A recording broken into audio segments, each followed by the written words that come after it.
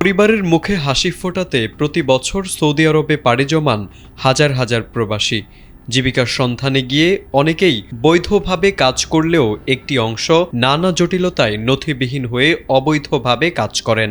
আর এ কারণে সৌদির বিভিন্ন শহরে এক সপ্তাহব্যাপী অভিযান চালিয়ে মোট 17,000 নথিবিহীন অভিবাসীকে গ্রেপ্তার করেছে দেশটির পুলিশ। সাম্প্রতিক অভিযানে গ্রেপ্তার হওয়া তালিকায় বাংলাদেশি নাগরিকরাও থাকতে পারেন বলে ধারণা করা হচ্ছে। শনিবার এক বিবৃতিতে সৌদির স্বরাষ্ট্র মন্ত্রণালয় জানিয়েছে, গত 11 ডিসেম্বর থেকে 17 ডিসেম্বর পর্যন্ত পুলিশ ও অন্যান্য আইন প্রয়োগকারী সংস্থার সমন্বয়ে গঠিত যৌথ বাহিনী দেশজুড়ে এই অভিযান পরিচালনা করেন। আইন শৃঙ্খলা বাহিনীর বরাত দিয়ে গালফ নিউজ জানিয়েছে, গ্রেপ্তারদের মধ্যে 11,190 জনের কাছে সৌদিতে বসবাসের জন্য প্রয়োজনীয় বৈধ নথি ছিল না।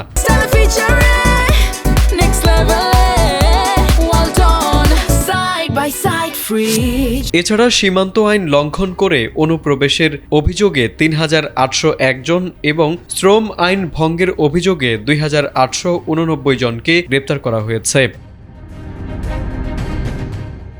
এদিকে একই সময়ের মধ্যে সীমান্ত দিয়ে অবৈধভাবে প্রবেশের সময় সৌদি সীমান্তরক্ষী বাহিনীর হাতে 1,509 জন ধরা পড়েছেন। তাদের মধ্যে 44% ইয়েমেনের, 55% ইথিওপিয়ার এবং বাকি 1% অন্যান্য দেশের নাগরিক। তবে গ্রেপ্তারকৃতদের পূর্ণাঙ্গ জাতীয়তা তালিকা প্রকাশ না হওয়ায় বাংলাদেশিদের উপস্থিতি নিয়ে উদ্বেগ দেখা দিয়েছে।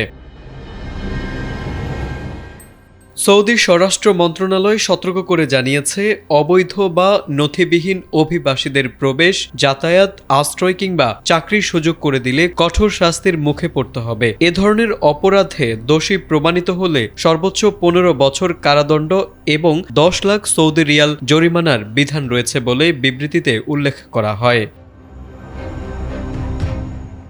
তারেক আজিজ, এটিএন বাংলা।